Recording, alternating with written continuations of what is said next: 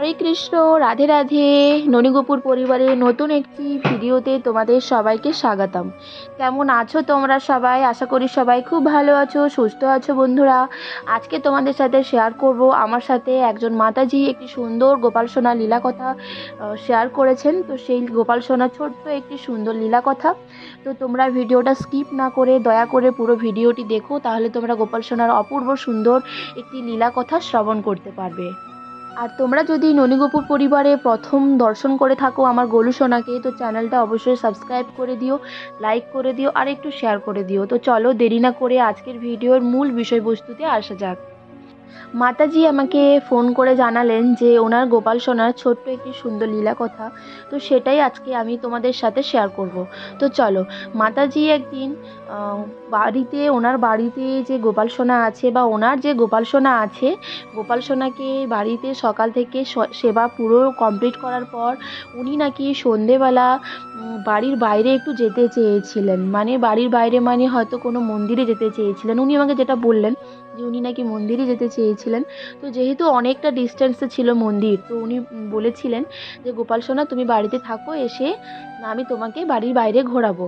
তো গোপাল সোনাকে না নিয়ে যাওয়ার কারণে উনি কিন্তু গোপাল সোনার কাছে নানা রকমের ভোগ প্রসাদ সমস্ত কিছু রেখে দিয়ে যাচ্ছিলেন আর কি। তো উনি যখন বেরিয়েছেন, গোপাল সোনাকে একটু গরম ছিল, যেটা উনি বললেন গরমকালে, তো ফ্যান অন করে লাইট অন করে দিয়ে গেছেন, কারণ যেহেতু উনি ইস্কনে যাচ্ছেন, তো একটু ওখানে কীর্তন ভজন শোনার পরই উনি বাড়ি ফিরবেন, তো একটু লেট হবে।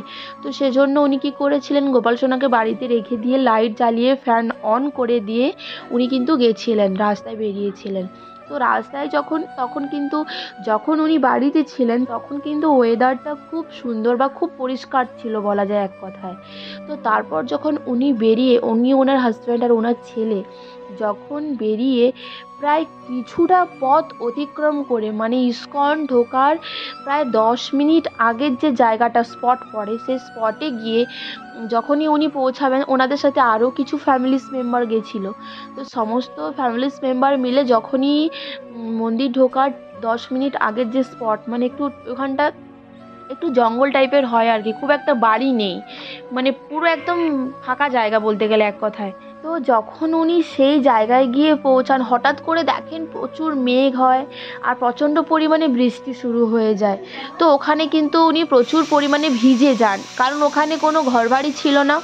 আর উনি যে কোথাও ঘরবাড়ি থাকলে উনি যে গিয়ে পৌঁছাবেন সেখানে, সেটাও কিন্তু কোনো অপশন ছিল না। তো ওখানে উনি দাঁড়িয়ে থাকেন গাছের তলায় দাঁড়িয়ে থাকা মানে বুঝতেই পারছেন অটোমেটিক্যালি উনি ভিজে যাবেন। তো আর ওই ভেজা অবস্থায় তো মন্দিরে যাওয়া যায় না, তাই না? মন্দিরে গেলে একটু সুন্দর ভালোভাবে যেতে হয় মন্দিরে। তো উনি সেখান থেকে বাড়ি ফিরে আসেন। তো ওনার সাথে যে ফ্যামিলিস মেম্বাররা ছিলেন, ওনারা বারবার বলছিলেন যে তুমি গোপু সোনাকে কেন নিয়ে আসোনি তোমার সাথে, গোপু সোনাকে কেন নিয়ে আসলে না? হয়তো গোপু সোনার খুব মন খারাপ হয়েছে, সেজন্য আমরা আজকে মন্দিরে যেতে পারলাম না। তারপর উনি ওখান থেকে বাড়ি ফিরে এসে গোপাল সোনাকে ড্রেস চেঞ্জ করে গোপাল সোনার কাছে এসে গোপাল সোনাকে বারবার বলতে থাকেন যে গোপাল সোনা, আমার না খুব ভুল হয়ে গেছে তোমাকে না নিয়ে যাওয়ায়, আর তুমি আজকে আমাকে মন্দিরে যেতেই দিলে না, তার আগে এত এত বৃষ্টি হয়ে গেল। তো বুঝতেই পারছেন আমাদের গোপাল সোনার যদি কোথাও যাওয়ার ইচ্ছে হয়, তো গোপাল সোনাকে যদি না নিয়ে যাওয়া হয়, তো আমাদের ছোট্ট গোপাল সোনার কিন্তু ভীষণই মন খারাপ হয়। তো আপনারা চেষ্টা করবেন ছোটোখাটো কাছে ফিটে জায়গায় গোপাল সোনাদেরকে একটু ঘুরতে নিয়ে যাওয়ার। তো আজকের ভিডিওটি যদি ভালো লেগে থাকে অবশ্যই চ্যানেলটি সাবস্ক্রাইব করে দিবেন, বেল নোটিফিকেশনটি অন করে দেবেন। আর এরকম টাইপের নতুন নতুন ভিডিও দেখার জন্য ননীগোপু পরিবার চ্যানেলটিকে অবশ্যই লাইক বাটনটা আপনারা প্রেস করে রাখবেন। তো ভালো থাকবেন, সুস্থ থাকবেন, সবাইকে রাধে রাধে, হরি বল।